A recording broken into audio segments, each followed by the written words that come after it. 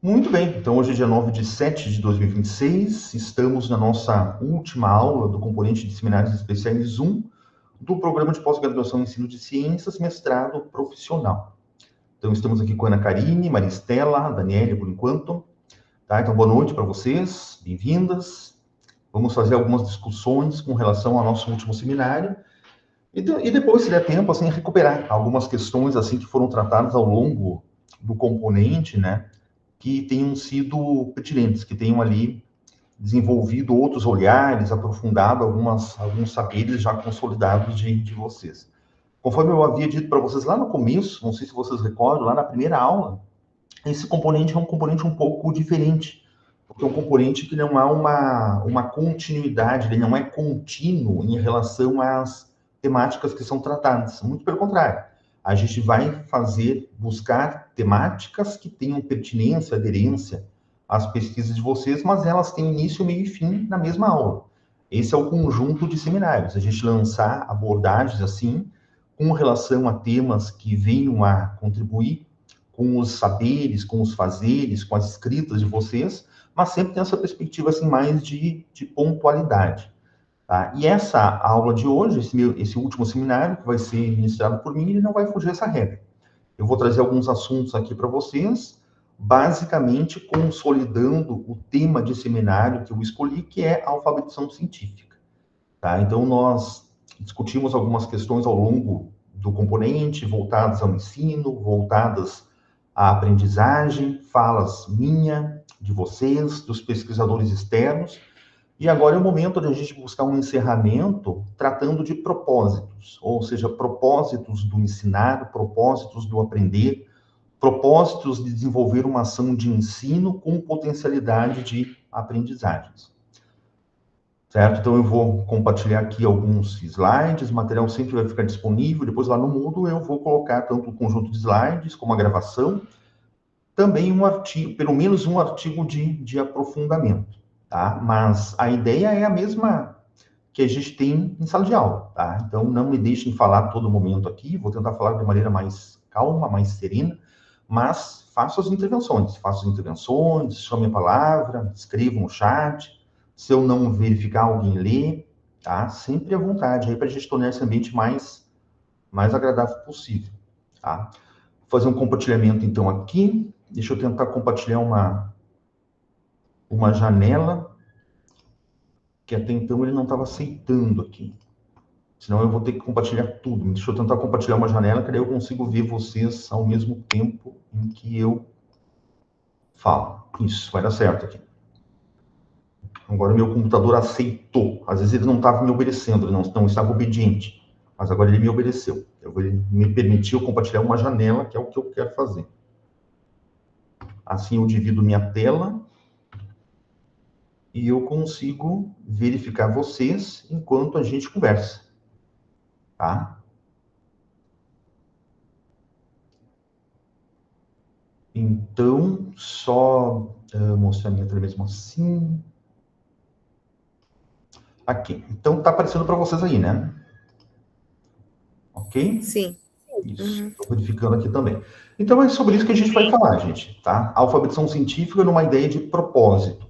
Propósito para as abordagens científicas, propósito para os planejamentos didático-pedagógicos, e basicamente um propósito de se aprender ciência, tendo em vista uma ideia que eu poderia lançar aqui para vocês: ensinar ciência para se aprender ciência, mas o que fazer com esse aprendizado sobre ciência?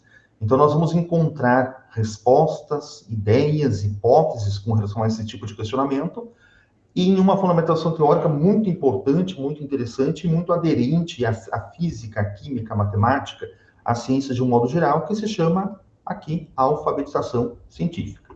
Tá? Dito isso, a gente pode iniciar essa abordagem aqui com uma pergunta: por que ensinar e por que aprender ciências? Quando falamos de um propósito, ou seja, de uma intencionalidade, a gente vai buscar responder a esse questionamento aqui: por que ensinar e por que aprender ciências? E a gente identifica em várias pesquisas que os professores, os alunos, o público que trabalha com ciência, ou seja, os cientistas, desmistificando aquela ideia de que cientista é só o sujeito que trabalha no laboratório, que faz uma pesquisa, um ensaio, publica um artigo que vai ser lido por meia dúzia de pessoas. Cientista é quem trabalha com ciência. Então, vocês são cientistas, nós somos cientistas. Nós trabalhamos com uma dimensão científica, talvez de maneira muito mais impactante socialmente, do que o sujeito lá que tem a ciência como profissão única, ou seja, o sujeito que está no laboratório, que desenvolve ensaios, que trabalha numa empresa, que trabalha numa indústria científica, constrói moléculas, testa essas moléculas, são cientistas tanto quanto nós, que trabalhamos com os aspectos sociais da ciência no dia a dia. E a gente identifica respostas muito diferentes e às vezes muito vazias, muito ingênuas, quando os sujeitos respondem a essa pergunta aqui. Por que ensinar e por que aprender ciências? E é isso que a gente está tentando buscar elementos aqui para elucidação. Então, um slide que eu sempre trago quando toco nesse assunto é uma fala de Chassot, tá? Um químico chamado Atticus Chassot, que tem vários livros aí no mercado, vários artigos, e o Chassot aponta que existem 6 óculos para a gente olhar o mundo natural. E todos nós usamos um desses óculos, ou mais de um desses óculos, ao olhar o nosso mundo, ao entender o nosso mundo, ao nos comportar diante desse mundo. Então, você pode, por exemplo, estar usando um óculos de senso comum, ou seja, você tem aqui no âmbito do senso comum uma leitura superficial, uma leitura ingênua, uma leitura muitas vezes equivocada, mas você não busca aprofundamentos, você não busca um entendimento sobre as coisas, certo? Você recebe um comunicado aí de WhatsApp, compartilha, sem pensar, sem entender, ou seja, é um pensamento de senso comum que predomina na nossa sociedade. Mas existem outros óculos. Existe o pensamento mágico, os saberes primitivos, os saberes anteriores dos nossos antepassados, os mitos, os comportamentos religiosos, ou seja, todos os meus comportamentos são determinados por uma doutrina religiosa, por exemplo, e existe o óculos que mais me interessa quando eu abordo esse tipo de seminário, que é o óculos da ciência. Quando você utiliza do óculos da ciência para fazer uma leitura de mundo, para entender o mundo no qual nós estamos inseridos, nós não vamos trabalhar superficialmente, nós vamos buscar entender as coisas, buscar compreender os fenômenos, os aspectos, o nosso comportamento social a partir dessa compreensão. E é justamente isso que a gente vai abordar aqui, ou seja, estamos usando aqui o óculos da ciência para trabalharmos uma possível resposta a essa questão aqui, por que ensinar e por que aprender ciências. E o ponto que vamos encontrar de fundamentação teórica para tratar do assunto é a alfabetização científica, que é o que está apontado aqui, certo? Ou seja, uma possível resposta a essa pergunta, por que os alunos devem aprender ciências, nós vamos encontrar na base teórica da alfabetização científica, numa perspectiva muito próxima àquela que Freire trouxe quando Freire falava sobre a alfabetização. Ou seja, Freire, em 1980, ele escreveu que a alfabetização é mais que o simples domínio psicológico e mecânico de técnicas de escrever e de ler. É o domínio dessas técnicas em termos conscientes, implica numa autoformação de que possa resultar uma postura interferente do homem sobre o contexto.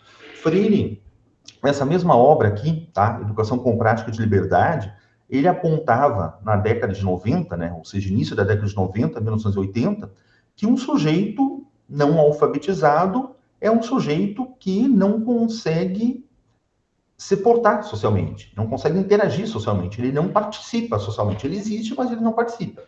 E a gente pode fazer uma aproximação hoje dessa ideia de Freire quando nós tratamos do conceito de alfabetização científica. Ou seja, um sujeito hoje, em século XXI, tá, não alfabetizado cientificamente, é um sujeito que tem muita dificuldade de pertencer a um ambiente social e tecnológico onde a ciência e a tecnologia dominam todas as ações, dominam todos os processos, tá? Fazendo uma analogia assim, muito simples a isso. Um sujeito que não consegue trabalhar no celular com aplicativos, fazendo algumas operações básicas, esse sujeito ele está basicamente refém de outras pessoas para fazer comportamentos mais básicos, para pagar contas, para consultar saldos, para verificar isso, tá? Para fazer inscrições. Então, a alfabetização científica, ela está muito nessa vertente. Ou seja, um sujeito hoje que desconhece ciência é um sujeito que superficialmente consegue interagir com o seu mundo, com a sua própria realidade, uma vez que nós temos uma dependência de ciência e tecnologia muito forte. Então, essa ideia aqui de alfabetização científica proposta pelas fundamentações teóricas que eu vou trazer para vocês, bem do domínio ali de Freire, na perspectiva de que a alfabetização científica apresenta uma linguagem aos alunos, e essa linguagem é essencial para que esses alunos tomem suas decisões e se posicionem, e se comportem socialmente de modo adequado. Bom, quando falamos de alfabetização científica, tá, independentemente do idioma predominante, porque a alfabetização científica não é um conceito brasileiro, tá? Não é um conceito nem português. Então, a alfabetização científica em Science Literacy, alfabetização científica, ou seja, eu estou trazendo aqui algumas traduções, tá? Onde basicamente a alfabetização científica já é uma tradução. Tá? É um conceito que surge na Europa, ali na década de 70, e vem, aos poucos, recebendo autores, recebendo aprofundamentos teóricos, e também muito associado ao que aqui no Brasil se traduz como letramento científico. Tá? Então, a alfabetização científica ou o letramento científico representam, nessa esfera de abordagem, a mesma coisa. Ou seja, a capacidade do sujeito de compreender a ciência e a tecnologia do seu próprio meio para tomar decisões fundamentadas. Quando tratamos de alfabetização científica no âmbito educacional, no âmbito pedagógico, das nossas aulas, independentemente da fundamentação teórica que a gente vem utilizar, a gente precisa contemplar 3 campos aqui. Ou seja, o primeiro deles é a natureza da ciência. O segundo deles são termos e conceitos científicos. E o terceiro são as interações entre a ciência e a sociedade. Então, qualquer aula de ciência elaborada, desenvolvida, qualquer abordagem, qualquer projeto sob fundamentos da alfabetização científica, ela precisa apresentar esses 3 aspectos: natureza da ciência, natureza do conhecimento científico, o que é ciência, para que serve ciência.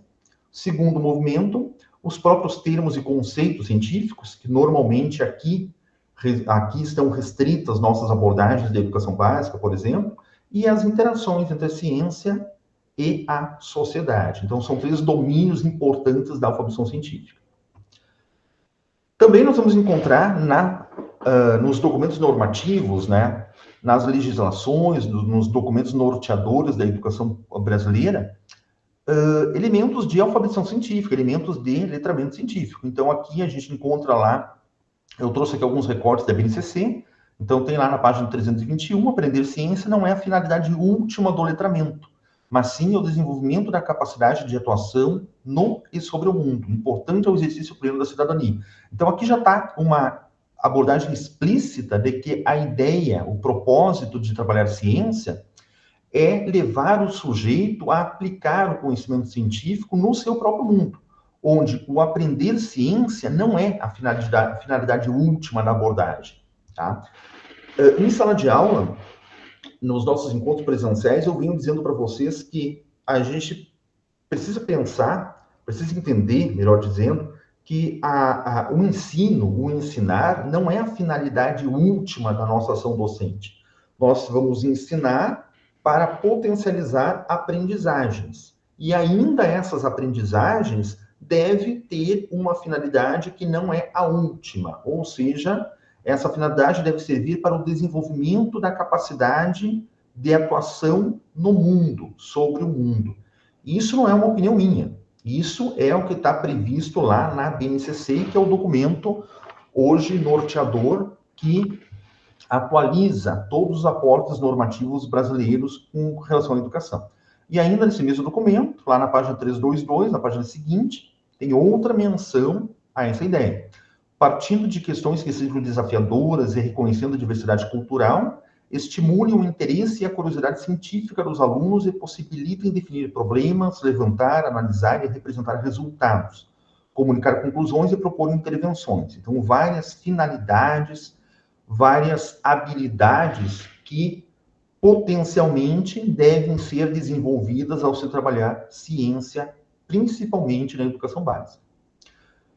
Dito isso, vamos propriamente à estrutura central desse seminário, onde eu vou fazer para vocês aqui algumas pinceladas, tá? Eu vou fazer algumas marcações sobre a alfabetização científica a partir de 4 autores de referência, ou seja, todo o tema no campo educacional, e outros campos também, mas todo o tema no campo educacional, ele precisa de autores de referência.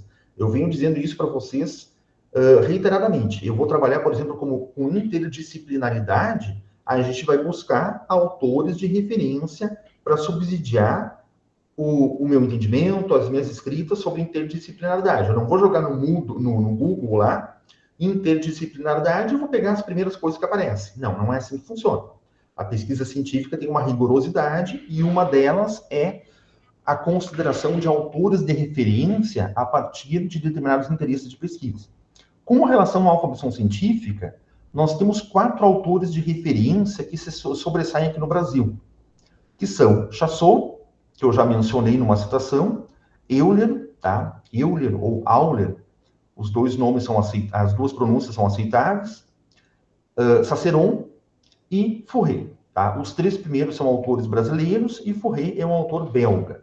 Então a gente vai fazer aqui algumas marcações, algumas pinceladas, primeiro para que vocês identifiquem quais são os autores de referência sobre o assunto, sobre esse seminário. E segundo, para que vocês tenham algumas ideias assim, sobre qual é o ponto de vista de cada um desses autores quando eles tratam do assunto, quando eles tratam de alfabetização científica.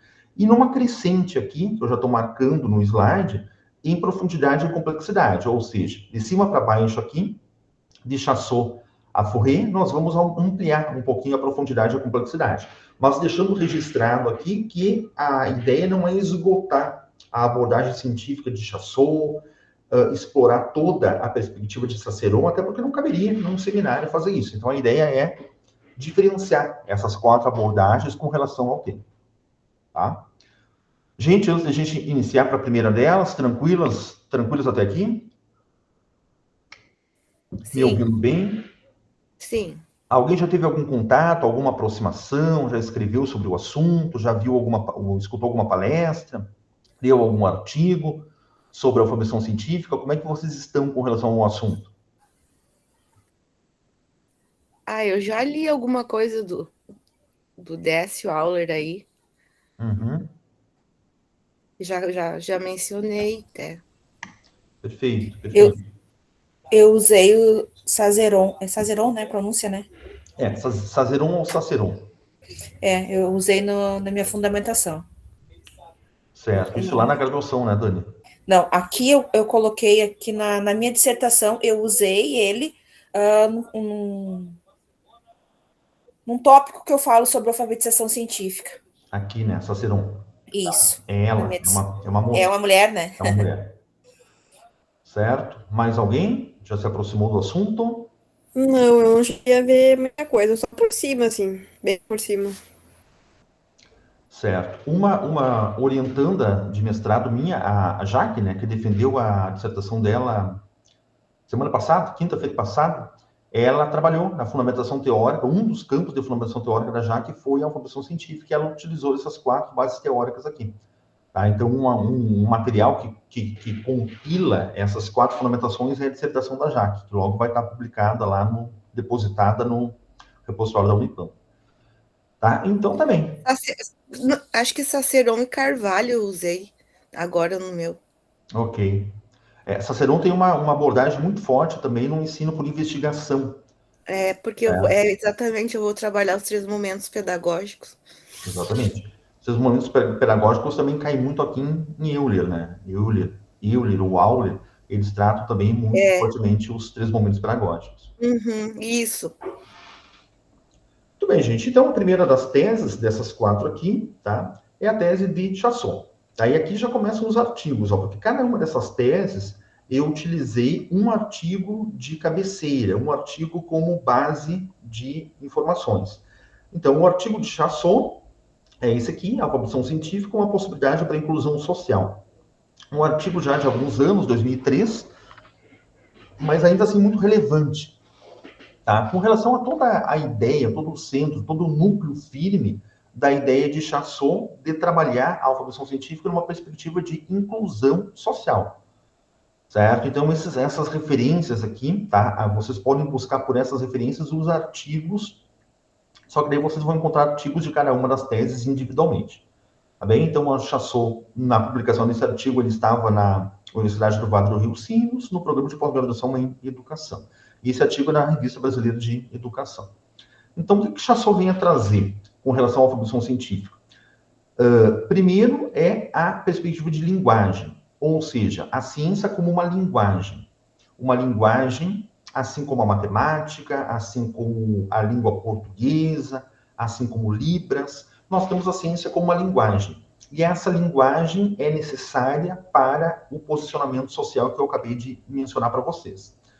Então, há uma continuada necessidade de fazermos com que a ciência possa não ser apenas medianamente entendida por todos, mas que ela possa facilitar a participação do mundo numa perspectiva de inclusão social. Então, o Chassot vai abordar de modo muito tácito que um sujeito que não conhece essa linguagem, que não domina essa linguagem, é um sujeito que possivelmente vai ser refém das decisões dos outros. E esse sujeito vai ter dificuldades de incluir-se socialmente. E essa fala, essa abordagem, essa ideia de Chassot aqui é muito forte com relação à estrutura de Chassot, com relação à alfabetização científica, de uma possibilidade de inclusão social. Tá? Com relação a isso, essa linguagem é uma elaboração de um conjunto de conhecimentos metodologicamente adquirido que visa descrever a natureza com uma linguagem científica. Então, quando você faz uma abordagem lá de ciências, de química, de física, você utiliza de uma linguagem. E essa linguagem frequentemente está na mídia, está nas revistas, está em alguns materiais que, quando causam desconhecimento, leva o sujeito a não desenvolver um entendimento sobre essa linguagem. Ou seja, a nossa função de sala de aula é deixar claro ao aluno que muitos dos fenômenos naturais, muitas das ideias, muitos dos produtos hoje construídos pelo ser humano é a partir da linguagem científica. E essa linguagem científica, ou seja, o domínio básico da ciência, da química, da matemática, é absolutamente necessária para que esse sujeito participe das decisões sociais. E em sala de aula, aí vem uma pergunta importante. Sobre o que nós falamos em sala de aula? Nós falamos em sala de aula sobre ciência ou sobre conteúdos de ciência? Tem uma diferença grande aqui. Quando você dá aula de química ou quando você dá aula de conteúdos de química? Você dá aula de matemática ou você dá aula de conteúdos de matemática? Tá? Generalizando para a ciência. Normalmente, o que se faz em sala de aula é trabalhar conteúdos de ciência. Mas, muitas vezes, o professor, ao trabalhar conteúdos de ciência, ele não deixa claro para o aluno onde estão esses conteúdos, como esses conteúdos podem contribuir para o seu entendimento, e esse entendimento levar o sujeito a uma participação mais refinada socialmente. Então, são questões importantes a serem consideradas. Que conteúdos de ciência, de modo isolado, possivelmente não contribuem para uma alfabetização científica naqueles 3 domínios que eu trouxe para vocês lá no começo. Domínio da natureza da ciência, domínio dos seus conceitos e princípios e domínio, principalmente, das implicações entre ciência e tecnologia na sociedade, ou seja, no mundo real. E aqui, Chassot e outros autores também vão trazer algumas ideias, alguns insights sobre como fazer isso. Eu quero trabalhar em sala de aula mais do que conteúdos de ciência, eu quero trabalhar ciências em sala de aula, certo? Então, por exemplo, explorar didaticamente artigos de revistas, usar sistematicamente literatura paradidática, que são livros, sites, podcasts. A literatura paradidática é aquela literatura... Bom, tem 2 tipos de obra bibliográfica. Tem a obra didática, que é aquela que a gente está acostumado, que você abre uma obra didática e você encontra conteúdos e conteúdos na obra didática. Tá? Hoje eles estão mais contextualizados, você tem quadros assim de referência, mas a obra didática, centralmente, ela é uma obra que trabalha conteúdos, trabalha objetos de conhecimento. As obras paradidáticas, por sua vez, é aquelas obras que têm rigor científico também, mas elas não têm o conteúdo como objeto central. Elas têm um contexto, uma realidade, um cenário, e nesse cenário elas vão incluir alguns conteúdos, alguns objetos de conhecimento, quando esses objetos de conhecimento forem importantes para a compreensão desse cenário. Tá? E as bibliotecas hoje, das escolas, das universidades, elas são muito ricas em literatura paradidática. Tá? Tem um componente que eu dou na graduação aqui, no campus, que é a Química Integrada, tá? Que eu desci há alguns anos na biblioteca aqui do campus e eu fiz um mapeamento de todas as obras de literatura paradidática aqui da biblioteca. Eu acho que a Dani fez esse componente, né, Dani? Lá atrás, estou lembrando de você. Bom, você deve ter feito no Ciências Exatas esse componente. Acredito que tenha feito, professor. Isso, aqui na biblioteca do campus nós temos vários livros paradidáticos, como Os Botões de Napoleão, A Colher que Desaparece, O Sonho de Mendeleev, ou seja, O Tio Tungstênio, tá? Ou seja, vários livros que têm um contexto, que têm um enredo, tá? Que são capítulos tratando, por exemplo, da descoberta, da identificação, melhor dizendo, dos elementos químicos, e em alguns momentos trazem conteúdos, trazem objetos de conhecimento. Então, esse tipo de literatura, que também você encontra em revistas, são literaturas muito interessantes para desenvolver no aluno essa percepção, esse entendimento de que a ciência está no dia a dia, e que a ciência pode ser encontrada no seu mundo.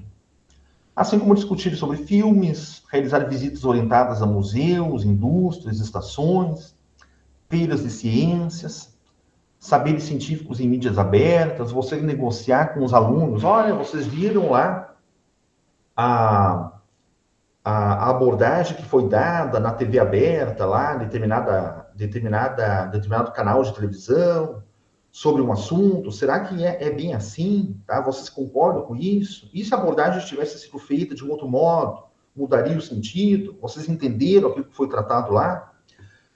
Certo? Também séries. Existe uma série de séries. Olha só a redundância da palavra, a redundância da frase.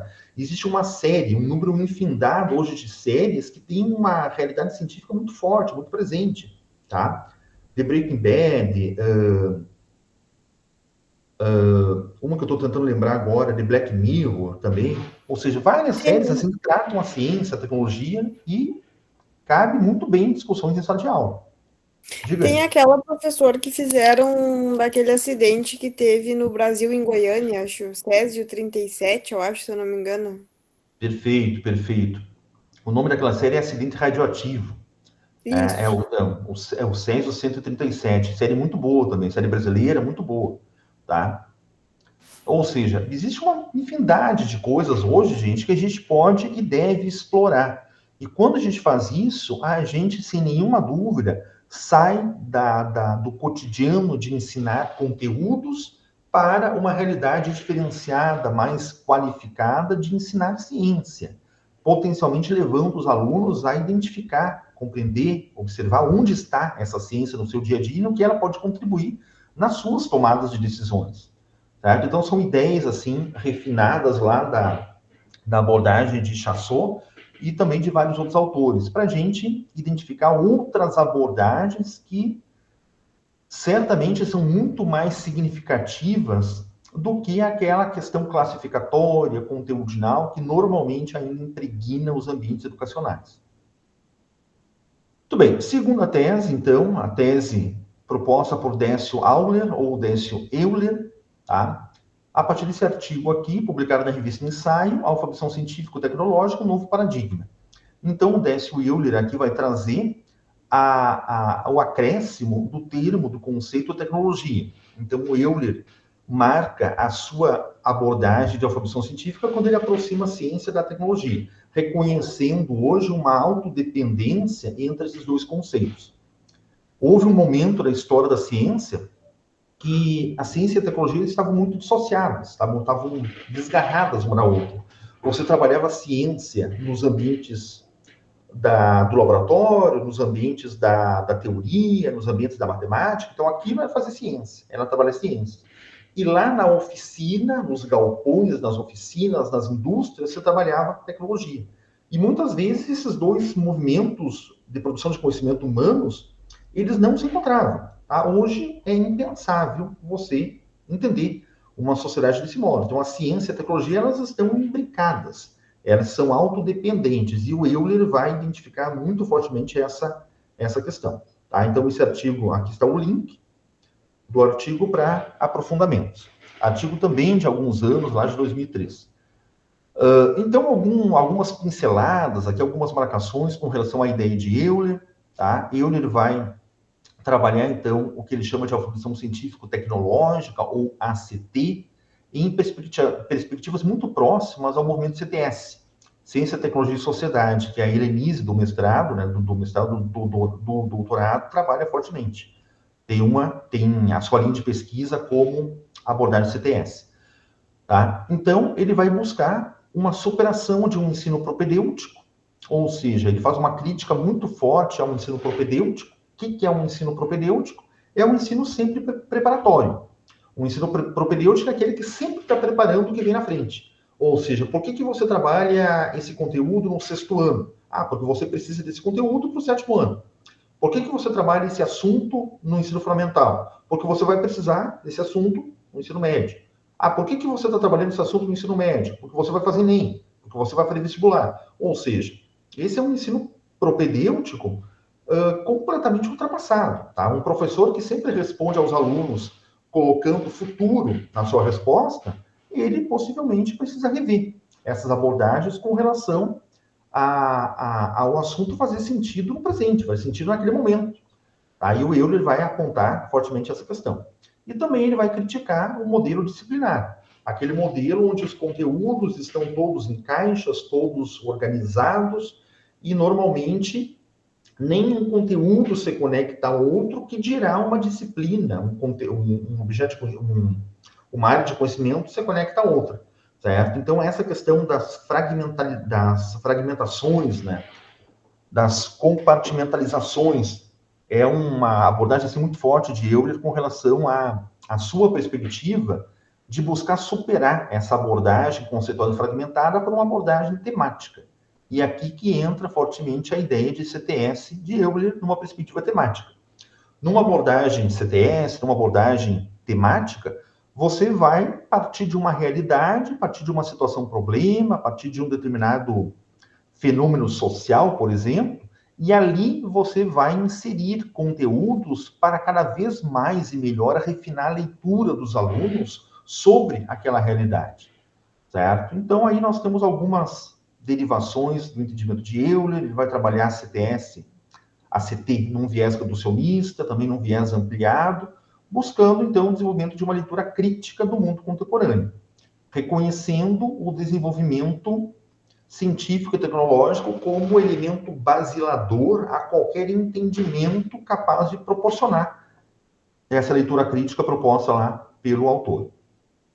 Um ponto importante do Euler é que ele vai criticar fortemente um posicionamento linear de desenvolvimento social que foi muito fortemente defendido ali na década de 70, década de 80, onde, segundo esse posicionamento, que viria a ser chamado mais tarde de tecnicista, tá? O desenvolvimento social ele ocorreria a partir dessa linearidade, onde o desenvolvimento científico levaria ao desenvolvimento tecnológico, que proporcionaria um desenvolvimento econômico, e esse desenvolvimento econômico repercutiria em um conhecimento, em um desenvolvimento social. E isso não é bem assim, tá? Ou seja, você percebe que esse desenvolvimento social, ele não ocorre a partir de um desenvolvimento econômico, tecnológico ou científico. Por quê? Porque, basicamente, as pessoas que poderiam tomar decisões no seu dia a dia acabam ficando refém dos especialistas, refém das pessoas que têm a capacidade, que têm o poder de tomar decisões.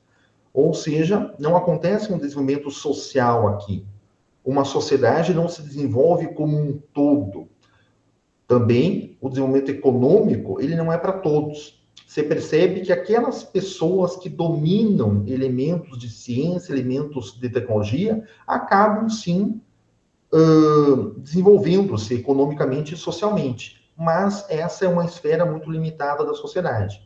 E ele vai apontar que isso acontece porque a ciência e a tecnologia não são desenvolvidas numa época escolar capaz de levar os sujeitos a perceber a importância da ciência e da tecnologia no seu dia a dia. Ou seja, quando você trabalha em ciências na educação básica e você não aproxima a ciência do dia a dia dos alunos, do dia a dia dos sujeitos, você possivelmente dificulta que esses alunos avancem em carreiras de ciência, de tecnologia e acabam ficando reféns daqueles sujeitos que naturalmente vão ter as decisões no decorrer do tempo. Tá? Então, explicando de maneira bastante básica, é essa ideia do Euler, onde os sujeitos que não compreendem ciência, eles ficam aquém da capacidade, da posição de decidir sobre os rumos sociais, uma vez que esses rumos sociais são altamente dependentes da ciência e da tecnologia. Com relação à abordagem curricular, o Euler vai buscar autores como Snyder, como Freire, Deleuze-Koff, Angot, Pernambuco, para trazer algumas questões com relação aqui, por exemplo, essa citação direta de Deleuze-Koff, Angot, Pernambuco. Perspectiva curricular cuja lógica da organização é estruturada com base em temas, com os quais são selecionados os conteúdos de ensino das disciplinas.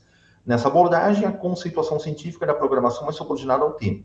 Então, nessa abordagem aqui, defendida por Euler, a partir dos autores de Deleuze-Koff, Angot e Pernambuco, você organiza as abordagens curriculares em temas, não em conteúdos, não em objetos de conhecimento. E, por outro lado, você tem os mesmos autores trazendo uma perspectiva curricular cuja lógica da organização é estruturada pelos conceitos científicos, com base nos quais se selecionam os conteúdos de ensino. Então, em suma, busca-se, na abordagem de alfabetização científica de Euler, uma inversão da lógica predominante em sala de aula. Ou seja, aquela lógica onde os conteúdos se aproximam para gerar contextos mais amplos, é invertida. Você parte de conceitos mais amplos, ou seja, você parte de abordagens temáticas, e ali você busca inserir alguns conteúdos, alguns objetos de conhecimento, algumas habilidades, algumas capacidades, visando que esse conceito, que esse cenário, que esse contexto se torne cada vez mais significativo para o estudante. Então, essa é a tese de Euler, com relação à alfabetização científica. Professor, minha qualificação que eu pretendo fazer é uma sequência didática, né? Vai ser, né, desenvolvida dentro do ciclo, né, de uma grande cultura que é o milho, né? Trazendo duas variedades, né? Uma semente crioula e outra semente de híbrido. E dentro disso eu vou desenvolver todo o meu, desde o início do ciclo, desde da germinação, das etapas, né, todo o ciclo, né, do milho até a colheita. Essa vai ser minha sequência, dentro dos 3 momentos, cada aula dentro dos 3 momentos. Agora, eu lembrei que eu vou trabalhar bastante dele, eu tenho que até treinar esse nome dele, Zoic. Isso, Deleuze-Koff. Isso aí. Essa é a sua abordagem, Maria Estela, tá? Ou seja, mesmo que você não utilize o conceito de alfabetização científica e tecnológica, a ideia que subjaz essa tua abordagem é a ACT, a alfabetização científica e tecnológica, onde você inverte essa lógica. Você busca um contexto, esse contexto, segundo Freire, ele deve ser um contexto vivenciado pelos alunos, você não pode chegar na sala de aula com um contexto pronto. É um equívoco que muitas vezes ocorre, que o sujeito está ali intencionado a desenvolver algo contextual, às vezes até menciona Freire, e chega com tudo pronto na sala de aula. Chega com tudo, com o planejamento tudo pronto. Aí você está equivocadamente abordando, tá, Freire, né? Freire, que é a base teórica de Denisoikov, de Pernambuco, do próprio Euler, ele preconiza que você dialogue com os alunos e construa junto com os alunos, ou identifique junto aos alunos, uma realidade que faça sentido para eles. Todas as minhas aulas vão começar com problematização, com perguntas, né? Para ver o que eles entendem, né? Sobre. Eu não vou começar com conceito, né? Eu vou trazer perguntas, né? Todas as aulas são assim. Depois eles vão buscar, pesquisar sobre o assunto, vão trazer para os colegas, e depois nós vamos para o campo. Isso, perfeito, perfeito. É a abordagem que parte de um contexto, de uma realidade, e nessa realidade identifica, leva o professor a identificar quais são os objetos de conhecimento, quais são as áreas de conhecimento e, por consequência, objetos de conhecimento que são mais pertinentes a um propósito de que o sujeito leia essa realidade de modo mais qualificado. Ou seja, aí está o ponto central da formação científica. Ou seja, compreender a ciência como uma linguagem que, a partir do seu domínio, leve os sujeitos a se portar melhor socialmente, se portar de modo mais qualificado socialmente. Mas é isso aí. Essa é a tua fundamentação teórica, Maristela. Muito bom isso aí, professor. Beleza, nossa terceira... Pode falar. Não, muito boa essa tua aula aí. Fechou a nossa disciplina com chave de ouro. Ainda não, Maristela, está fechando. Tá ótimo, valeu. A terceira tese, então, é a Ciceron, né? Que já vai ao encontro ali do que a Dani trouxe, né? Que a Dani já está trabalhando Ciceron na sua dissertação. Então, Ciceron, tá? Lucilena Ciceron é uma professora lá da USP, né? Bastante reconhecida nacionalmente, tanto no campo da alfabetização científica, como no campo do ensino por investigação, certo? Tem vários artigos, vários livros publicados, então é uma pessoa, assim, muito produtiva, tá? Então, a tese dela é muito ampla sobre a alfabetização científica, tá? Todo o doutorado da Ciceron foi no âmbito da alfabetização científica. Então, eu estou trazendo aqui uma pinceladinha, assim, só para fazer algumas marcações do que diferencia a abordagem de alfabetização científica de Ciceron dos demais autores. Tá? Então, de onde eu estou tirando essas informações? Desse artigo aqui. A alfabetização científica, ensino por investigação e argumentação. Relações entre ciência da natureza e escola. Tá? Livro lá artigo de 2015, publicado na revista Ensaio, revista da DBH. Bom, aqui nesse artigo já tem uma ideia de quais são os elementos que eu montei aqui para esse seminário, que são investigação, argumentação, na verdade, alfabetização científica, investigação e argumentação. E nós vamos detalhá-los ao longo dos próximos slides. Bom, aí entra a questão da abordagem de Ciceron sobre a ideia que ela constrói de capacidade construída para análise e avaliação de situações que permitem ou culminem na tomada de decisões e o posicionamento. Nessa ideia aqui, nós vamos encontrar lá na tese de Ciceron o que ela vem a defender como indicadores. Ela constrói até alguns dispositivos para medir, para avaliar, para quantificar o nível de alfabetização científica, o alcance da alfabetização científica de um aluno, ou de uma turma, por exemplo, a ponto de, ao final de uma investigação, você apontar que aquela turma está alfabetizada cientificamente por determinados elementos, por determinados indicadores. Ou não, ou ao contrário.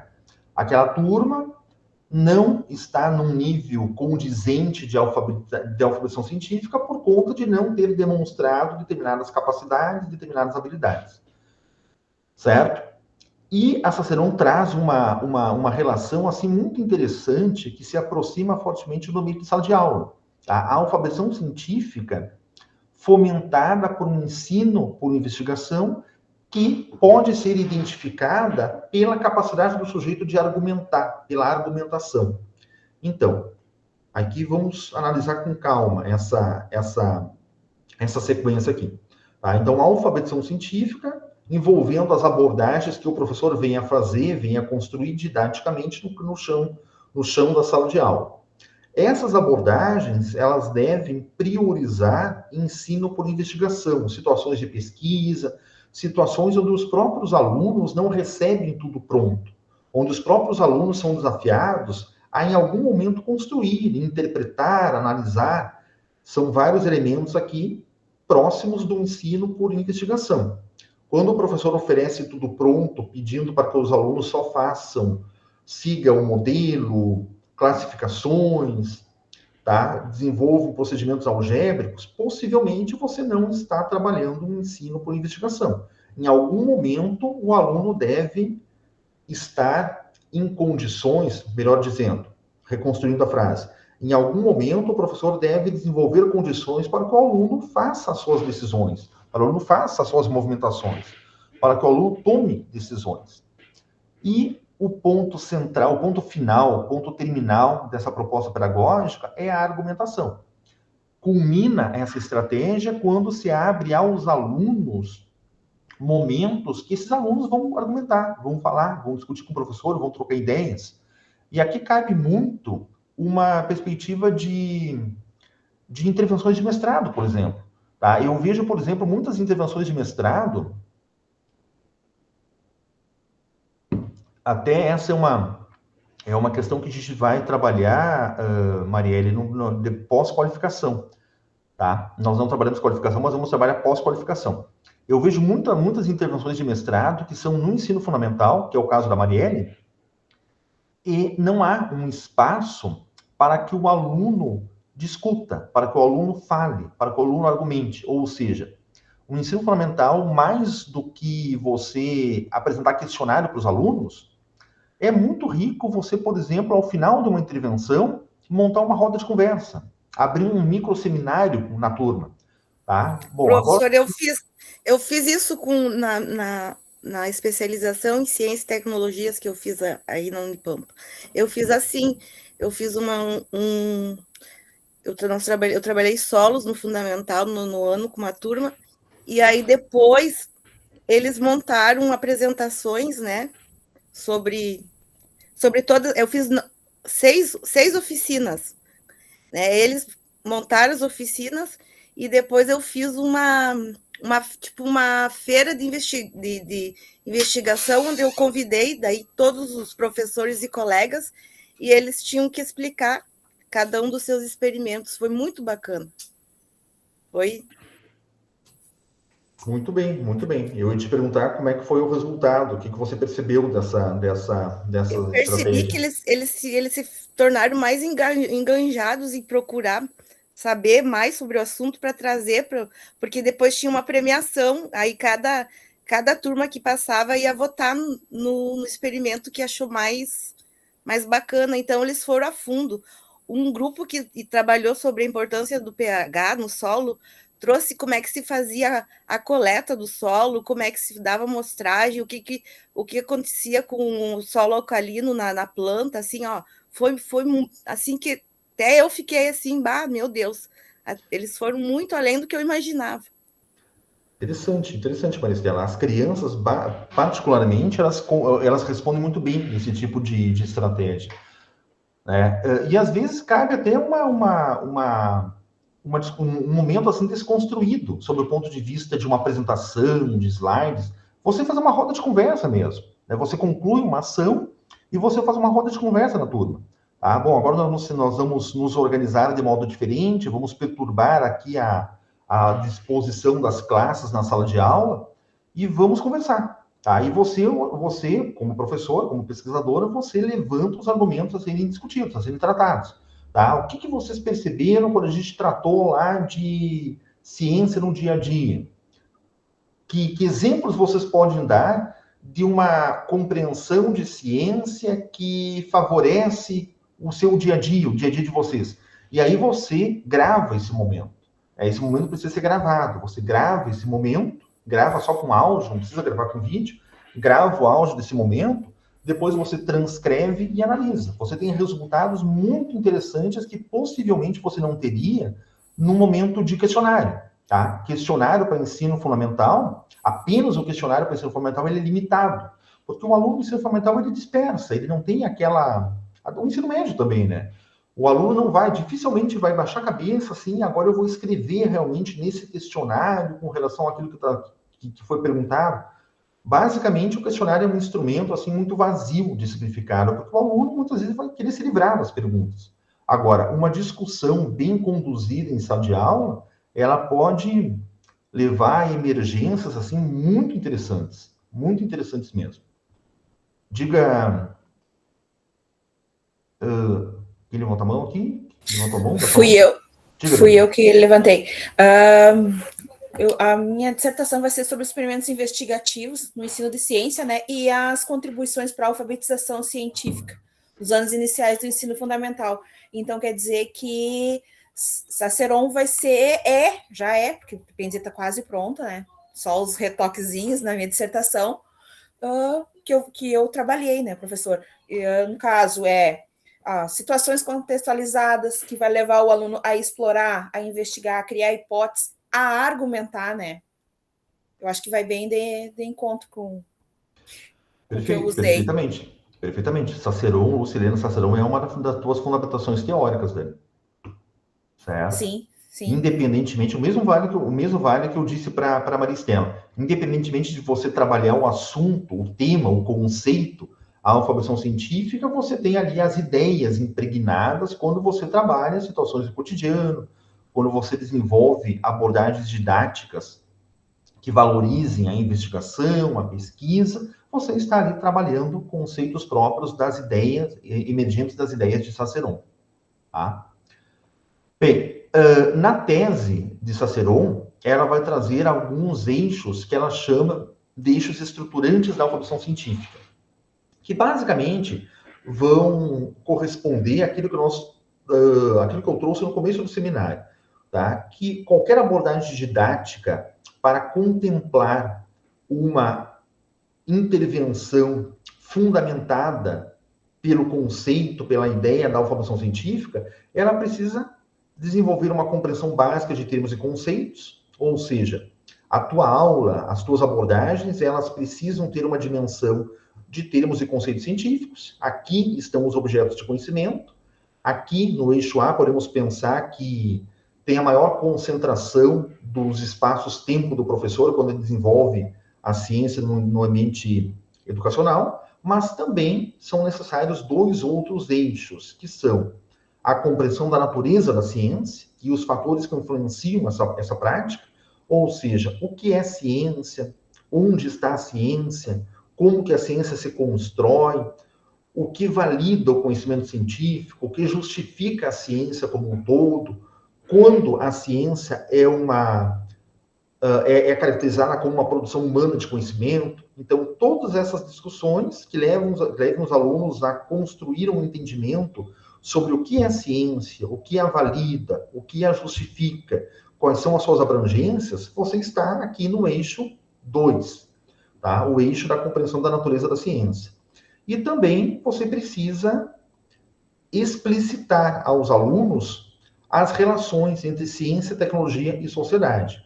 Ou seja, nas suas abordagens, precisa ser trabalhado explicitamente, ou seja, não pode ser trabalhado de modo subliminar, de modo subjetivo, mas você deve explicitar quais são os objetos de conhecimento que estão ali implicados diretamente em um determinado comportamento, fenômeno social, objeto de interação social, tá? Desde o celular, desde as mídias, desde a inteligência artificial, por exemplo, para pegar exemplos assim bem modernos, né? Mas na produção dos alimentos, na descontaminação da água potável, na identificação de um alimento mais saudável e menos saudável, numa intoxicação ali que aconteceu numa indústria química que foi noticiada pela mídia.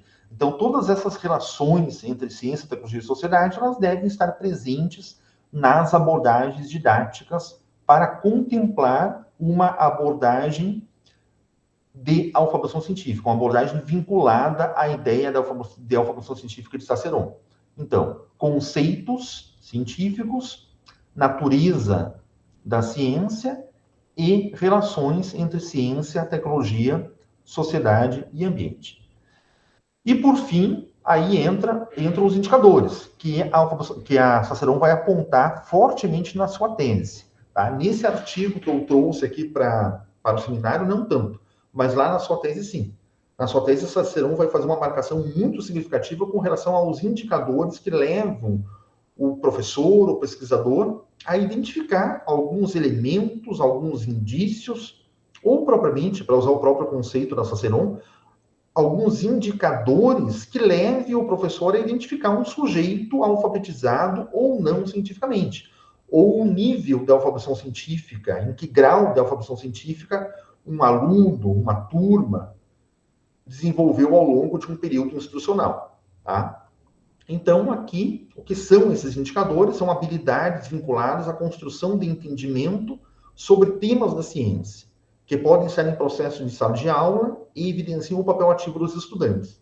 Então, aqui eu trouxe 4 desses indicadores, de outros indicadores que a Sacerón apresenta na sua tese. Tá? Então, o primeiro deles, trabalho com informações e com dados disponíveis, seja por meio da organização, da seleção e da classificação. Então, o professor vai analisar se o aluno demonstra capacidade, demonstra habilidade de trabalhar com informações e dados, organizando essas informações, seriando essas informações, ou seja, hierarquizando, identificando aquelas mais importantes, menos importantes, classificando informações em conjuntos diferentes de fenômenos. Olha, essas informações estão lá na abordagem física para fenômenos climáticos. Essas informações estão ali na abordagem midiática sobre fenômenos climáticos, ou seja, isso é uma forma de classificar informações. Então, o aluno demonstra essa capacidade, inclusive refinar aquelas informações que têm fundamentação científica naquelas que não têm. O aluno demonstra a capacidade de identificar, por exemplo, um compartilhamento de uma informação equivocada. Essa informação ela está me parecendo suspeita, essa informação ela não tem uma base, eu vou procurar, eu vou identificar, eu vou buscar informações complementares. Ou seja, eu não vou tomar essa informação como uma informação adequada, como uma informação que resulte de um conhecimento científico aceito. Tá? Então, essa é uma boa habilidade, ou seja, a capacidade do aluno de trabalhar com informações. Segunda habilidade, segundo indicador, é o levantamento e teste de hipóteses construídas. O aluno cria hipóteses, o aluno cria ideias a partir lá dos problemas que forem propostos pela Maristela. Tá? O aluno é capaz de criar hipóteses para esses problemas, ele cria possíveis soluções, ele consegue identificar nos conteúdos, nos objetos de conhecimento, alguns elementos para criar hipóteses mais sofisticadas, mais adequadas. Então, esse é o segundo dos indicadores que eu estou mostrando aqui. A capacidade do aluno de criar, levantar, testar e criar hipóteses para abordagens do professor. Professor, isso equivale também para a aprendizagem, né, gente? Diga, Maristela. No meu caso, no meu mestrado, eu vou trazer essas perguntas para eles e eu quero que eles escrevam as respostas no diário de bordo, né? E depois daí de cada intervenção, eles vão também, a gente vai discutir e eles vão trazer de novo um olhar sobre aquilo que eu questionei lá no início, né? No primeiro momento, né? Na problematização. Agora me surgiu uma dúvida, porque o que eu vou analisar vai ser esses diários de bordo. Eu vou ter que tirar foto desse diário para colocar nas minhas análises? Não, tirar fotos não, Maristela. Você deve ter os diários de bordo dos alunos. Sim. Ou seja, em algum momento os alunos vão te entregar os diários de bordo. Sim. Tá? E aí você vai transcrever. Tá? Você vai copiar, você vai digitar as respostas dos alunos fielmente.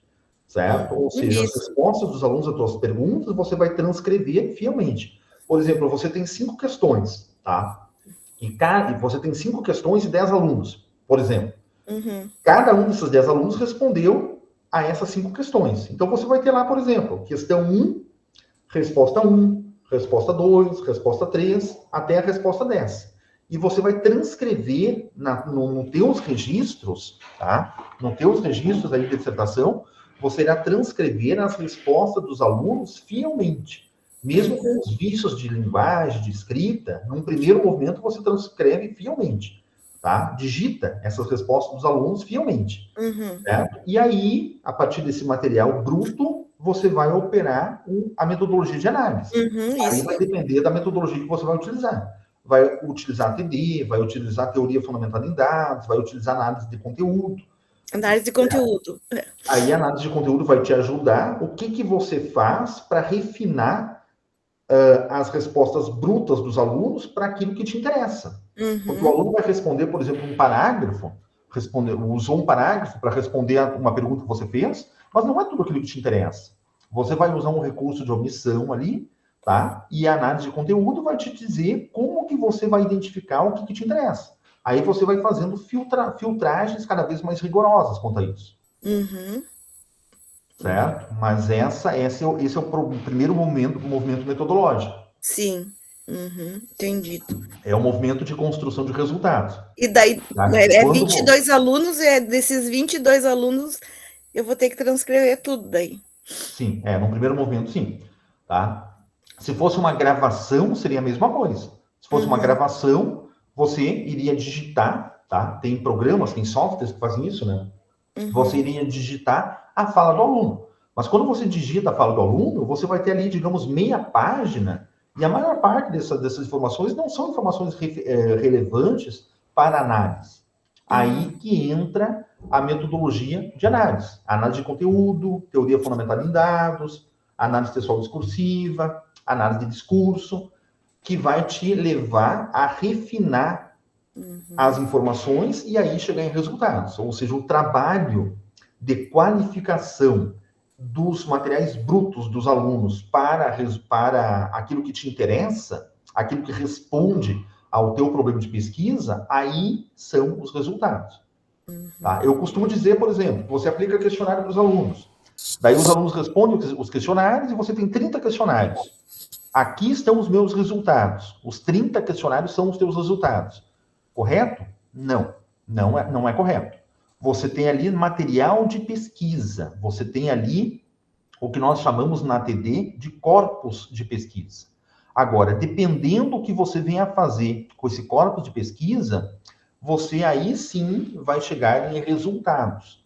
Porque a transformação do corpus de pesquisa naquilo que te interessa, naquilo que está de acordo com as tuas interpretações, que abre possibilidade para a tua interpretação, para a tua análise, para o teu julgamento, aí você começa as transformações de dados, informações em resultados.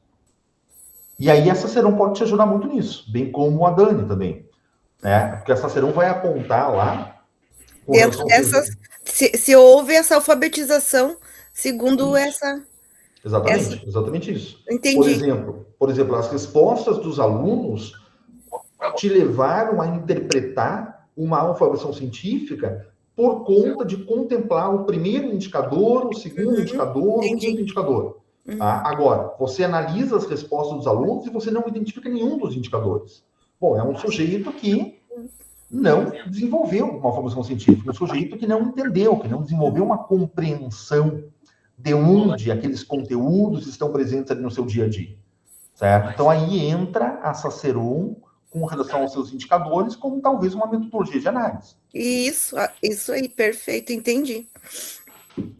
Bem, outros indicadores aqui da Saceron, como, por exemplo, estabelecimento de explicações sobre fenômenos de estudo. Então, o aluno é capaz de explicar questões, é capaz de usar exemplos próprios. O aluno apenas explica utilizando os conceitos do professor, ou ele explica usando outras situações, outros conteúdos, outros contextos. Então, essa é uma capacidade muito interessante que presta-se a um indicador da formação científica. O aluno que explica usando os mesmos conceitos e exemplos do professor, possivelmente ele não construiu um entendimento próprio sobre os temas trabalhados. E também, aí voltado fortemente lá para a matemática, para Ana Karine, né, Ana? A questão do raciocínio lógico e raciocínio proporcional. O aluno é capaz de, com logicidade, com proporcionalidade, fazer uso de ferramentas, de habilidades da matemática, por exemplo, para lapidar valores. Então, são algumas questões aí que também estão presentes no domínio dos indicadores da formação científica. Tá? Ou mesmo dominar um conjunto algébrico, por exemplo, o aluno é capaz de utilizar uma linguagem da matemática, lá, de uma regra de 3, por exemplo, para da regra de 3 construir um entendimento ali de uma proporcionalidade, fazer um cálculo proporcional, ou usar a regra de 3 para química. Até sobre isso, hoje a gente estava entrando em simetria, na geometria, né? E sempre a conversa às vezes sai lá para o outro lado, né? A gente falando. Aí eu me lembrei que eu trabalhei uns 7 anos na parte da construção do mercado. Então a gente vendia forro, vendia piso, que a gente usa geometria, né? Ali cálculo de área, retângulo, de quadrado, perímetro. Ainda eu estava comentando com eles, que eles adoram dizer, eu não uso matemática em nada na minha vida, né? O que mais adoram falar. Aí eu falando, pra gente calcular um forro, né? Que tem um dos meus alunos que ele já é mais velho e trabalha com o pai, que é pedreiro no ano. Aí ele falando, não, meu pai manda muito bem nisso aí, né? Que imagina, né? Um pedreiro calcula todos os dias para colocar piso, forro, área, perímetro, roda-forro. E aí um falou bem assim, mas eu nunca vou usar isso na lavoura a gente não faz conta, se tu tem certeza, meu filho. Ele, não, a gente não faz. Eu disse, tu vai aplicar um veneno, como é que tu vai calcular? Eu ainda dei o exemplo, em 1.000 litros de água a gente vai colocar 50 de algum fungicida. E o tanque da pessoa tem a capacidade de 5.000, como é que a gente faz a conta? Daí estava ensinando ele a fazer a regra de 3 simples. Depois eu fiz aquela inversa, que a gente não multiplica cruzada, a gente multiplica tipo numerador por numerador e denominador por denominador, né? Ainda eu estava pensando agora na DAC, pegar 1, 2 aulas e pegar só essa parte do pessoal da lavoura, assim, porque às vezes eles acham que não calculam nada, né? Aí eu pensei, eu vou pegar um dia só para trazer questões sobre isso e onde é que a gente usa. Que nem a regra de 3, a gente usa para tudo na lavoura, ali o pessoal vai calcular veneno, adubo, é o que eles usam. E eles não têm muita noção disso às vezes. Que nem hoje ele falou, não, mas na lavoura eu nunca vou usar isso aí. Daí quando a gente começou a falar, ele disse, a gente usa tudo isso, eu disse, usa. Vocês que nunca se tocaram, eu disse, matemática a gente usa todos os dias para tudo, para te fazer um bolo, que tu vai duplicar uma receita, que tu vai calcular, tu vai usar matemática, né? Olha só, exemplos bem interessantes. E uma questão que me ocorreu agora aqui, né, vocês que estão ali no auge do mestrado, a metade do mestrado, ou qualificando, ou pensando em desenvolver um planejamento para qualificar logo em seguida, ou seja, vocês não fizeram as intervenções ainda, né, nenhuma de vocês fez as intervenções nessa fase. Interessante a situação assim, ó, que vocês estão ali fazendo abordagens nas salas de aula de vocês, né, desenvolvendo abordagens, proporcionando, na verdade, aos alunos essas leituras, esses entendimentos, essas associações da ciência com o dia a dia dos alunos, mas isso cabe para vocês também, para vocês que estão na sala de aula. Ou seja, aquilo que vocês estão pesquisando aqui no mestrado deve colaborar, aprofundar, qualificar a sala de aula de vocês. Tá? O mestrado ele tem essa natureza pela questão de ser um mestrado profissional. Então, às vezes, acontece em algum momento assim, um certo distanciamento. Tá? Então, cuidem para que isso não aconteça. A cada planejamento, a cada estrutura que vocês escrevam, que vocês pensem assim, sinceramente, tá? Façam uma autoavaliação ali. Isso aqui contribui para a minha abordagem, contribui para a minha realidade profissional, me torna uma professora mais eficiente, me torna uma pesquisadora mais comprometida socialmente, tá? Me leva a qualificar as minhas aulas do planejamento, da mediação, da avaliação. Tá? Então, essas vinculações, assim, elas são importantíssimas. Principalmente se você está fazendo, se você irá fazer a intervenção numa turma que você está dando aula, tá? Na tua escola, mas principalmente na turma que você está dando aula, tenham, assim, esse cuidado, tá? Para sempre que vocês perceberem que tem uma certa derivação aí, daqui a pouco eu estou fazendo algo na minha sala de aula e eu estou pesquisando outra coisa. Opa, eu vou voltar para cá e eu vou tentar fazer com que essa aproximação seja retomada, tá? Fechando parênteses aí, que é uma coisa importante. E a quarta e última tese, Fourier, né? Que eu estou apresentando aqui por último, não por conta de ser uma tese mais jovem que as outras, muito pelo contrário, tá? Fourier é um dos precursores da alfabetização científica, das ideias da alfabetização científica, e é precursora das outras 3 teses que eu trouxe para vocês aqui, tá? Então, tese de Chassot, de Euler, de Ciceron, elas têm lá raízes na abordagem de Fourier, certo? Fourier foi um autor belga, tá? Já é falecido, um autor belga, que trouxe vários elementos com relação a essas implicações da ciência no dia a dia de quem aprende e no dia a dia de quem ensina e de quem potencialmente aprende ciências. De onde eu tirei esse artigo? Da revista de Investigações em Ensino de Ciências, tá? O nome do artigo é Crise no Ensino de Ciências, e ele é muito interessante, tá? Artigo do Gerard Fourier.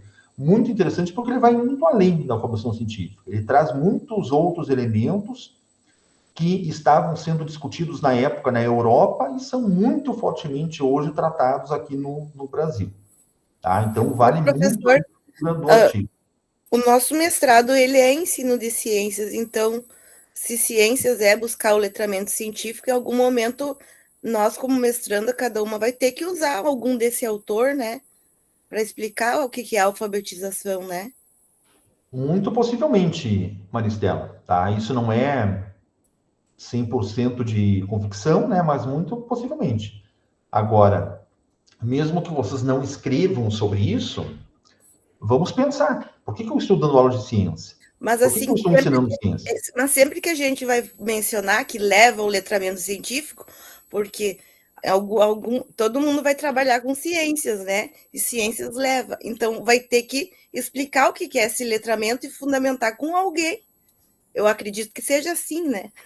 Vai fundamentar com um dos autores que eu trouxe aqui, tá? Nós não temos um quinto autor no Brasil com tamanho de destaque com relação à revolução científica. Agora, se vai levar explicitamente essa base teórica, bom, aí depende sempre do pesquisador, né? Mas o fato é que nós, nos dando conta disso ou não, nós praticamos a alfabetização científica ao entrar em sala de aula em qualquer momento, em qualquer escola. Nós estamos desenvolvendo, construindo isso, mesmo sem se dar conta. Tá? Tem um autor que eu trabalho muito com história e epistemologia da ciência. Tá? Que na graduação, na pós-graduação, trabalho com história e epistemologia da ciência, que é uma das linhas de pesquisa do grupo de pesquisa que eu tenho, tá? Que eu lidero. E tem um autor que eu gosto muito, um autor português que eu gosto muito, que é o Cachapuz, o Antônio Cachapuz, que foi orientador do meu orientador de doutorado. Então, o Cachapuz é um autor português e o Cachapuz tem uma perspectiva assim, muito interessante que ele aponta que o professor, na sala de aula, ele constrói junto com os alunos uma imagem sobre ciência. Ou seja, ele não faz apenas abordagens sobre conteúdos. Ele constrói junto com os alunos uma imagem sobre ciência, mesmo sem se dar conta disso. Ou seja, mesmo o professor, sem perceber, ele está contribuindo para que o aluno veja a ciência como algo distante, como algo difícil, como algo masculino, como algo para gênios, como algo de alguém que está pesquisando lá no universo paralelo que não encontra nada na sociedade. Se essa é a imagem que o professor de ciências tem, se essa é a imagem que o professor de ciências construiu ao longo da sua vida, mesmo sem se dar conta, essa é a imagem que esse professor constrói em sala de aula junto com seus alunos. Então, esse é um ponto importante, assim, para nós pensarmos sobre a nossa responsabilidade. Né? A alfabetização científica bebe dessa mesma fonte. Você, se dando conta disso ou não, você desenvolve uma alfabetização científica qualificada ou aquém daquilo que deveria fazer em sala de aula todos os dias quando você faz aulas, quando você desenvolve aulas de ciência. Tá? E Fourier vai aprofundar muito esses argumentos aqui ao longo desse artigo. Tá? Algumas pinceladinhas aqui, então, com relação à abordagem de Fourier. Deixa eu enquadrar aqui. Ok, então Fourier vai abordar lá uma grande crise no ensino de ciências, onde vai perguntar qual é o papel da escola. O papel da escola é formar cidadãos ou formar especialistas?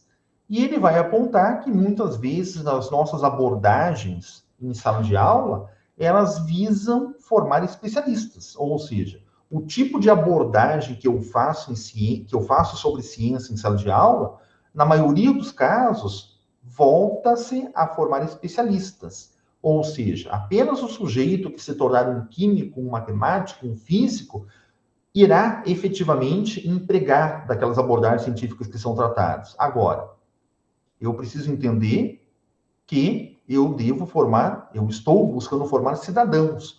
E cidadãos, muitas vezes, não precisam dominar um procedimento científico para encontrar meios de que essa ciência faça sentido no seu dia a dia.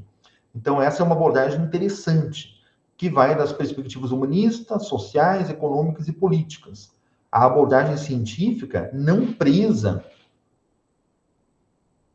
ao pleno domínio das habilidades, mas que essas habilidades façam sentido à luz do que o aluno está enfrentando no momento.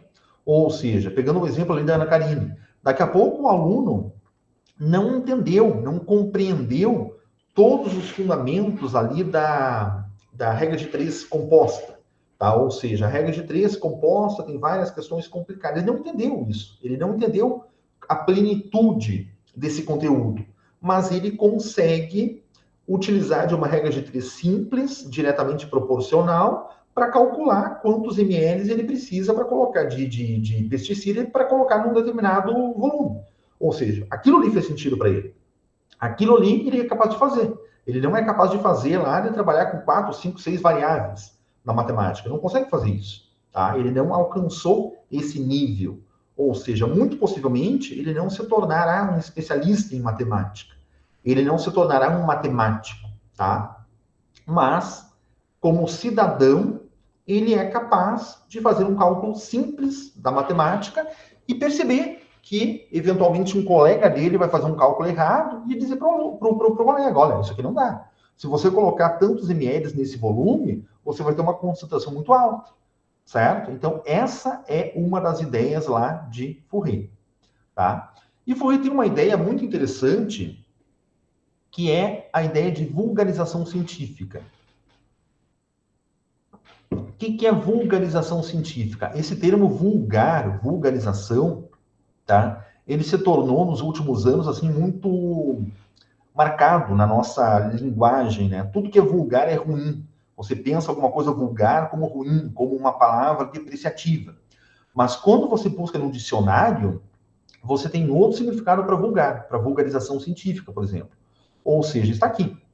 De acordo com a lexicologia, é o fenômeno caracterizado pela alteração de um termo científico para um vocábulo comum. Ou seja, você vulgarizar algo no âmbito da ciência não significa você perder valor, não significa você macular aquilo, mas você traduzir uma representação. Ou seja, você tirar uma informação matemática, do domínio da matemática, e levar essa informação para o senso comum, levar essa informação para um entendimento mais aberto daquele assunto. E aí entra um exemplo muito interessante aqui da revista, super interessante, uma revista que eu assino há muitos anos, tá? Existem outras revistas no Brasil que são revistas de vulgarização científica. Ou seja, são revistas ruins, são revistas que não são científicas, incorreto. São revistas científicas, mas são revistas que não são exclusivas para especialistas. Aqui eu estou trazendo algumas capas de revistas lá quando só se falava, se pesquisava, se escrevia sobre a Covid. Então, lá, de 2020 até 2021, aqui, algumas capas sobre a Covid. Quando você abre uma revista, deixa eu pegar 2 exemplos aqui, tá?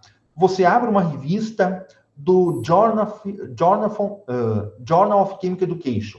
Você já ouviu falar num prestigiado jornal que publica em português, tá? Ele tem essa base americana, mas ele publica em português. É o Journal of Chemical Education. Já ouviram falar nisso? Não. Nesse periódico?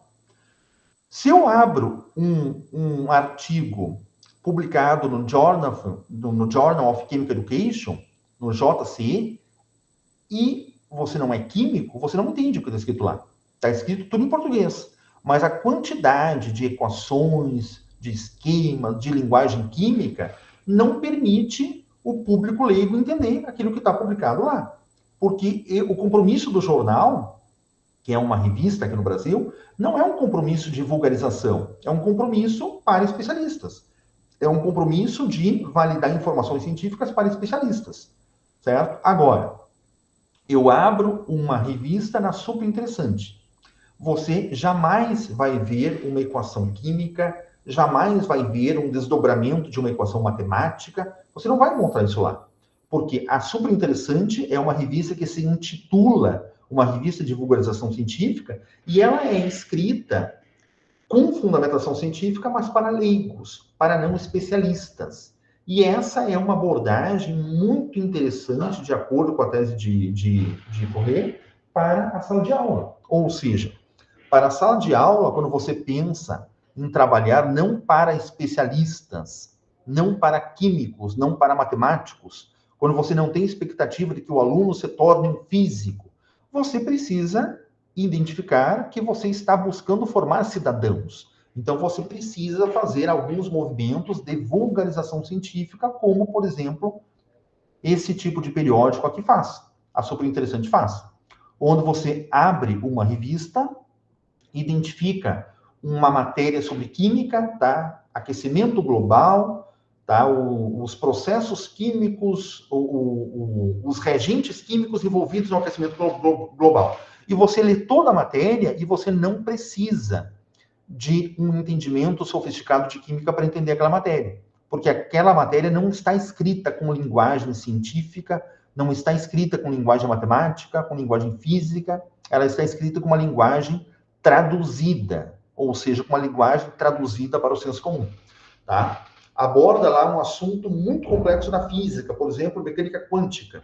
Não, pegar outro, relatividade, tá? Porque é super interessante, tem uma série de revistas, de capas de revistas sobre relatividade. Lá, a teoria da relatividade, mecânica quântica, Einstein, Planck, Heisenberg, é um assunto extremamente complexo, onde a matemática é uma linguagem absolutamente preponderante. Ou seja, se você buscar qualquer texto sobre relatividade, vai encontrar lá, na metade do texto, uma formalização matemática, um formalismo matemático, uma derivada, uma integral, tá? E um sujeito que não é da matemática vai se deparar com uma derivada e o que ele vai entender? Nada. Ou seja, um sujeito que não compreende matemática, ele vai pegar uma derivada e não vai entender nada daquilo. Ou seja, essa é uma linguagem para especialistas, não é uma linguagem para a educação básica. A educação básica demanda de movimentos de vulgarização científica, demanda movimentos de tradução de representações.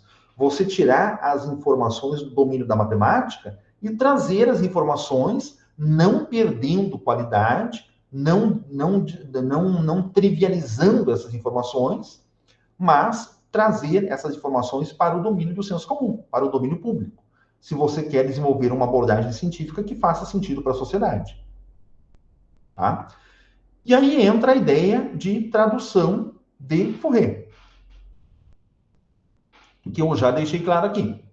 De um contexto científico a uma experiência do cotidiano, naquela perspectiva de responder à pergunta.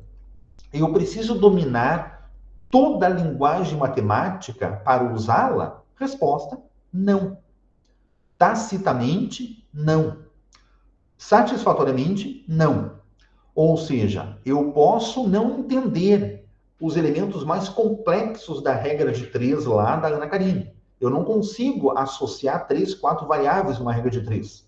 Agora, a regra de 3 simples, diretamente proporcional, que me permite determinar quantos ml eu coloco de um veneno em uma caixa d'água, essa eu consigo utilizar. Ou seja, aí eu estou traduzindo do contexto científico para a experiência do cotidiano.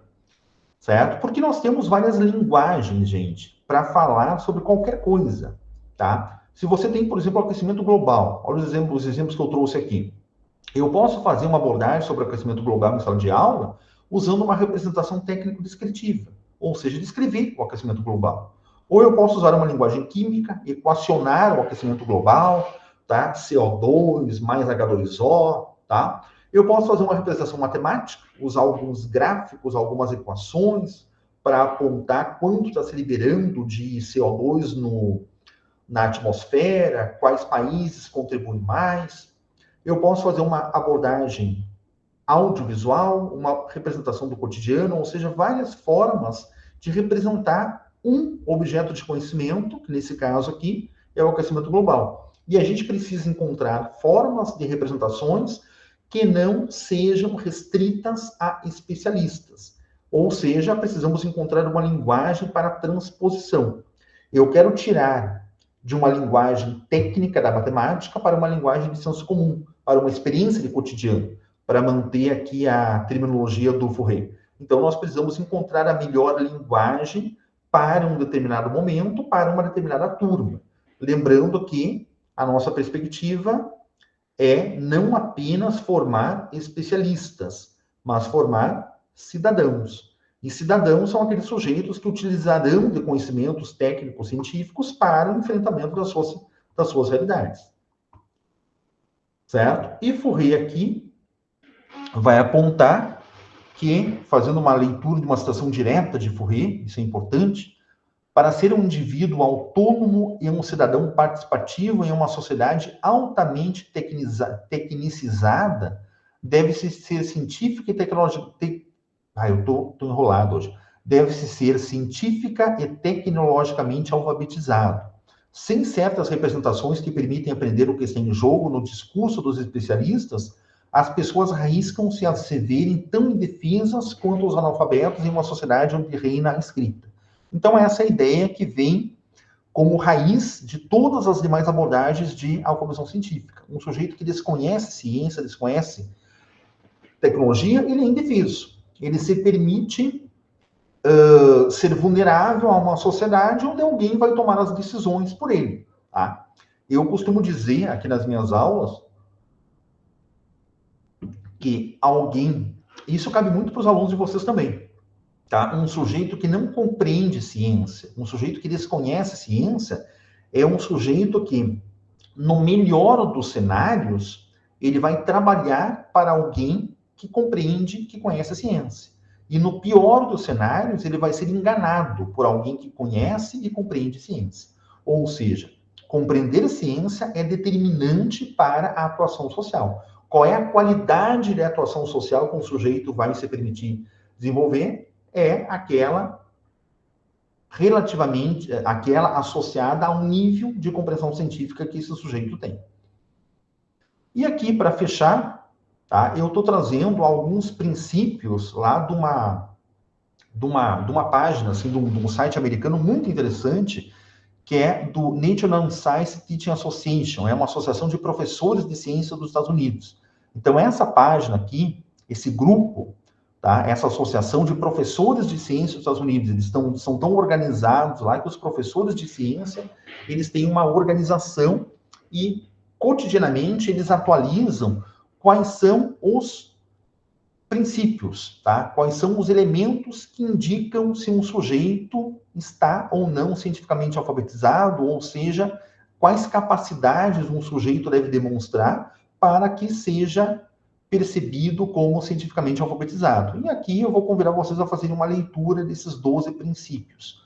Como, por exemplo, o sujeito utiliza conceitos científicos e é capaz de integrar valores e sabe fazer por tomar decisões responsáveis no dia a dia. o sujeito faz a distinção entre resultados científicos e opinião pessoal. Ele é capaz de fazer isso? Sim. Não. Em que nível? Como eu consigo perceber essa capacidade?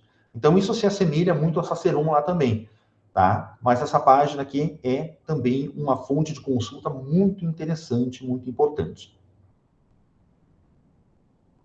E é isso, minha gente. E é isso, tá? Deixe-me aqui interromper o compartilhamento.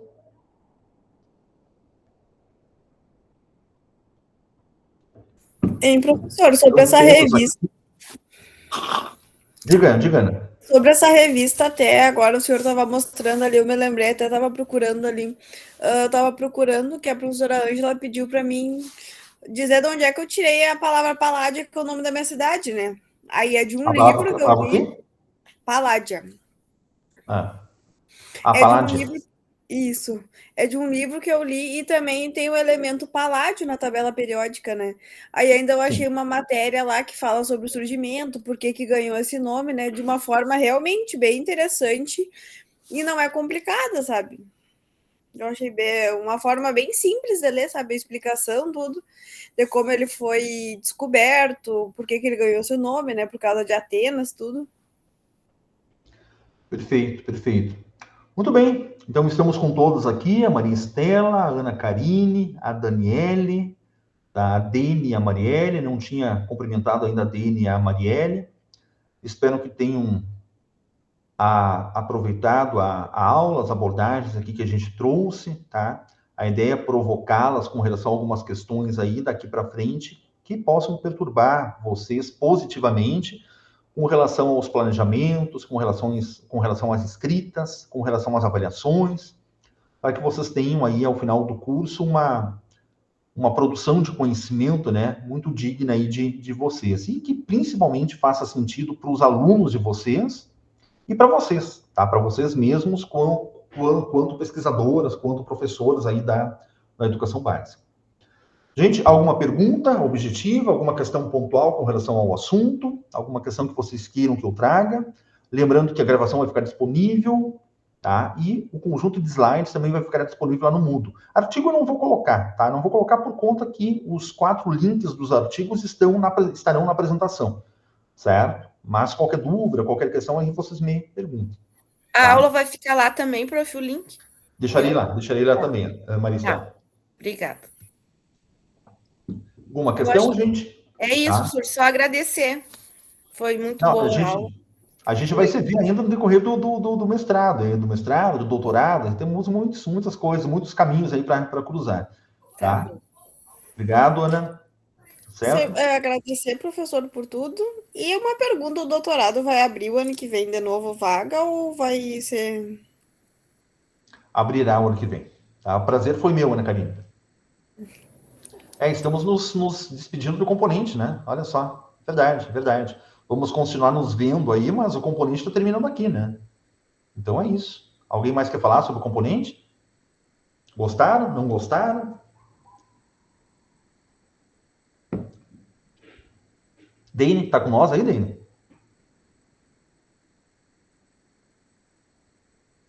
Eu acho que a Dane foi tomar café. Dane. Não, eu estou tomando chimarrão. Muito bem, perfeito. Gente, então é isso, tá? Vamos encerrando por aqui, tá? De minha parte foi um prazer ter ministrado, ter conduzido esse componente aí com vocês, né? Junto a vocês. Vocês também contribuíram fundamentalmente ao componente nos seminários que apresentaram, nas questões que trouxeram.